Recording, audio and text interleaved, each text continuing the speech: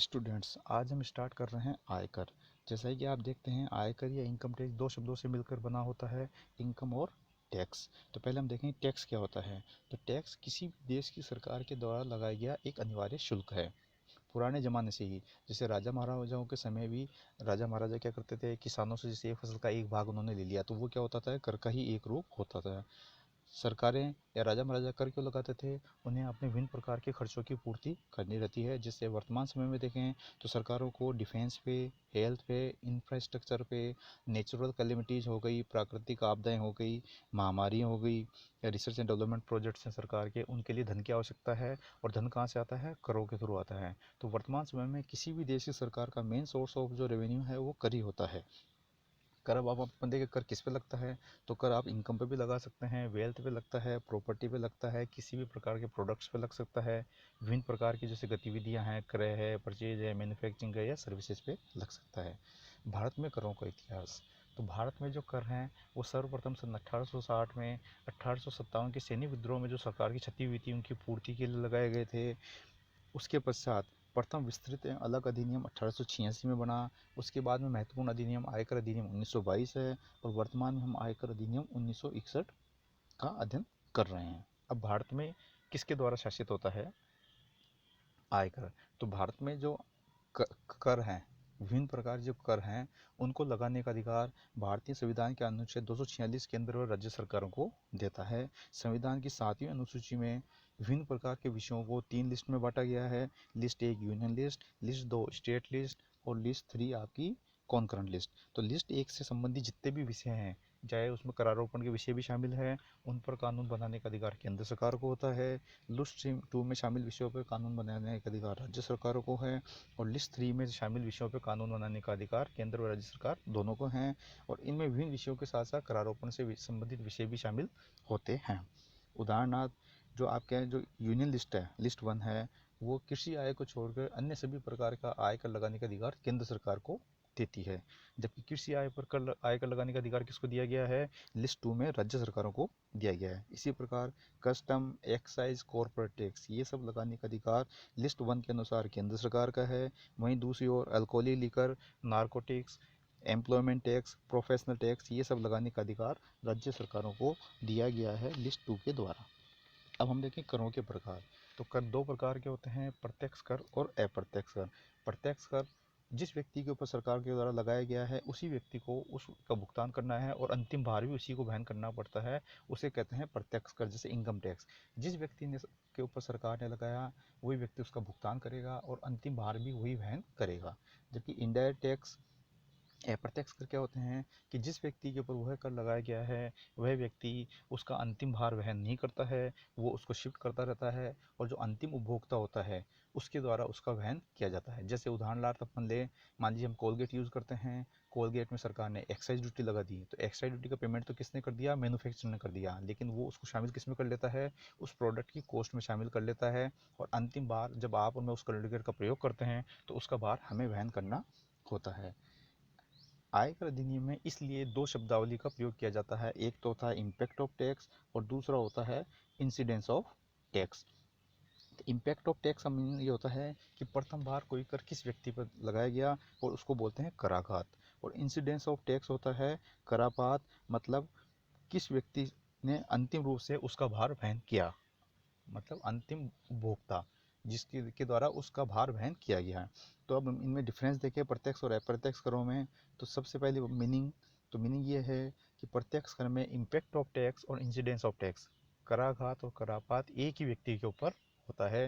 जबकि अप्रत्यक्ष करों में कराघात और करापात दो विभिन्न व्यक्तियों के ऊपर हो सकता है, क्योंकि जिस व्यक्ति के ऊपर लगाया गया है वो व्यक्ति उसका भुगतान तो कर देता है, लेकिन उसका अंतिम भार अंतिम उपभोक्ता को वहन करना होता है, जैसा मैंने भी आपको कोलगेट का उदाहरण दिया। दूसरा, प्रकृति। तो जो प्रत्यक्ष कर होते हैं वो प्रोग्रेसिव नेचर के होते हैं, अर्थात प्रगतिशील प्रकृति के होते हैं, अर्थात उनमें कर की दर जैसे जैसे आपकी आय बढ़ती है कर की दर बढ़ती जाती है। अप्रत्यक्ष कर जनरली क्या होते हैं, रिग्रेसिव नेचर के होते हैं, प्रतिगामी प्रकृति के होते हैं, कर की दरें घटती जाती हैं। टैक्सेबल इवेंट क्या है, तो प्रत्यक्ष कर में आप इनकम पे, वेल्थ पे, प्रॉपर्टी पे टैक्स लगाते हैं, वही अप्रत्यक्ष करों में किसी भी प्रकार की एक्टिविटी, परचेज, सेल्स, मैन्युफैक्चरिंग और रेंडिंग ऑफ सर्विसेज के ऊपर ये कर लगता है। शिफ्टिंग ऑफ बर्डन, जैसा कि मैंने आपको बताया, प्रत्यक्ष करों में शिफ्टिंग ऑफ बर्डन पॉसिबल नहीं है, इंसिडेंस ऑफ टैक्स पॉसिबल नहीं है, जबकि अप्रत्यक्ष करों के केस में इंसिडेंस ऑफ टैक्स पॉसिबल है। अंतिम उपभोक्ता के द्वारा ही उस कर का भार वहन किया जाता है। अब हम देखते हैं टैक्स के सिस्टम। जैसा कि मैंने भी आपको बताया, प्रत्यक्ष कर प्रगतिशील प्रकृति के होते हैं, अप्रत्यक्ष कर प्रतिगामी प्रकृति के होते हैं। तो टैक्स सिस्टम 3 प्रकार के होते हैं: प्रोग्रेसिव टैक्स, प्रगतिशील कर, रिग्रेसिव टैक्स, प्रतिगामी कर, प्रोपोर्शनल टैक्स, आनुपातिक कर। तो प्रगतिशील कर क्या होते हैं? तो प्रगतिशील कर वे कर होते हैं जिसमें कि जैसे जैसे आपकी taxable income and taxable amount बढ़ती जाती है, वैसे वैसे आपकी करों की दर भी बढ़ती जाती है। जबकि प्रतिगामी कर वे कर होते हैं कि जिसमें जैसे जैसे आपकी टैक्सेबल अमाउंट बढ़ती है, कर की दरें कम होती जाती है। प्रोफेशनल टैक्स में आपका इनकम का स्तर चाहे कुछ भी हो, कर की दर समान रहती है। अब इसका परिणाम क्या होता है कि जैसे जो करदाता है, तो उसकी जो मार्जिनल टैक्स रेट है, सीमांत कर की दर क्या होती है? सीमांत कर की दर किसी भी करदाता द्वारा पेएबल अधिकतम कर की दर है। ठीक है। तो प्रगतिशील करों की दशा में जो आपकी सीमांत कर की दर है, उसका जब हम कंपैरिजन करदाता की औसत कर दर से करें, एवरेज टैक्स रेट से करें, तो एवरेज टैक्स रेट सीमांत कर की दर से तुलना में कम ही होगी। प्रगतिशील कर हो गया। प्रतिगामी कर, रिग्रेसिव टैक्स में करदाता की जो औसत कर दर है, एवरेज टैक्स रेट है, वो उसकी जो मार्जिनल टैक्स रेट सीमांत कर की दर है उससे अधिक होगी। आनुपातिक कर प्रणाली में औसत कर दर और सीमांत कर दर एक ही रहेगी। क्यों? क्योंकि कर की दर एक ही है। अब इसका प्रभाव क्या होता है? तो जो हायर इनकम ग्रुप हैं, हायर इनकम ग्रुप के जो लोग हैं या बिजनेस हैं, उनके ऊपर प्रगतिशील करों की दशा में अधिक फाइनेंशियल प्रभाव पड़ता है, क्योंकि कर की दर बढ़ती जा रही है। प्रतिगामी करों की दशा में जो लोअर इनकम ग्रुप है, जिनकी इनकम कम है, चाहे वो बिजनेसेस हैं या इंडिविजुअल्स हैं, उन पर अधिक फाइनेंशियल प्रभाव पड़ता है। आनुपातिक करों की दशा में इसका कोई भी प्रभाव नहीं पड़ता, क्योंकि कर की दर बराबर है, इसलिए वो सेम रहता है। अब हम देखेंगे इनकम टैक्स का प्रोसीजर, इनकम टैक्स की कार्यविधि। तो इनकम टैक्स की जो कार्यविधि है, कार्यप्रणाली को हम 3 भागों में बांट सकते हैं। सबसे पहले कंप्यूटेशन ऑफ टैक्सेबल इनकम, कर योग्य आय की गणना। फिर दूसरा computation of amount of tax, करों की राशि की गणना। और तीसरा टैक्स की रिकवरी एंड एडमिनिस्ट्रेशन, टैक्स की वसूली है उसका प्रशासन। अब हम देखते हैं components of income tax law in India. Bharat में जो आयकर कानून है, उसके कौन कौन से तत्व हैं? तो इसको हम 6 भागों में बांट सकते हैं। सबसे पहले हम देखते हैं आयकर अधिनियम 1961। तो आयकर अधिनियम 1961 1 अप्रैल 1962 से पूरे भारत में लागू हुआ था। इसमें 298 सेक्शंस और 14 शेड्यूल्स हैं। दूसरा, अब आयकर कानून में तो कानून बना दिया, अब उनके सुफल संचालन के लिए इसके लिए क्या होते हैं? इनकम टैक्स रूल्स बनाए गए हैं। तो भारत में जो प्रचलित जो रूल्स हैं वो हैं इनकम टैक्स रूल्स 1962। ये रूल जो बनाए हैं, ये किसने बनाए हैं? सीबीडी के द्वारा बनाए गए हैं। किसके लिए बनाए जाते हैं? For proper administration of the IT act, आयकर अधिनियम के उचित प्रशासन के लिए सीबीडी द्वारा ये रूल्स फ्रेम किए गए हैं। ये रूल्स आपके क्या हैं?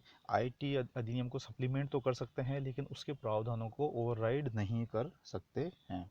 उसके बाद में नेक्स्ट होते हैं गवर्नमेंट नोटिफिकेशंस, सरकारी अधिसूचनाएं। भारत सरकार की जो वित्त मंत्रालय है, उसके द्वारा विभिन्न प्रकार की सरकारी अधिसूचनाएं जारी की जाती हैं।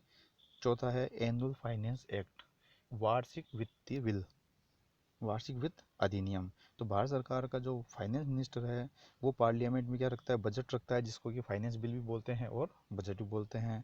पार्लियामेंट उसको अप्रूव कर देती है, तो उसके बाद में वो भारत के प्रेसिडेंट के पास चला जाता है। प्रेसिडेंट के अप्रूवल के बाद में वो फाइनेंस एक्ट बन जाता है। अब उसके बाद में आता है clarification and circulars of the CBDT. CBDT द्वारा जारी किए गए सर्कुलर और स्पष्टीकरण। तो ये जो सर्कुलर और इस क्लैरिफिकेशंस है, इनके में ध्यान रखने योग्य बात यह है कि आईटी डिपार्टमेंट तो इनसे बाउंड होता है, लेकिन जो एसएससी है वो इनसे बाउंड नहीं होता है। और लास्ट में आता है हमारा कोर्ट के डिसीजन, विभिन्न प्रकार के न्यायालयों के डिसीजन, जिसमें आपका हाई कोर्ट शामिल है, सुप्रीम कोर्ट के डिसीजन शामिल है, और इसके अतिरिक्त आईटी डिपार्टमेंट का जो अपीलेट ट्रिब्यूनल है वो भी इसमें शामिल होता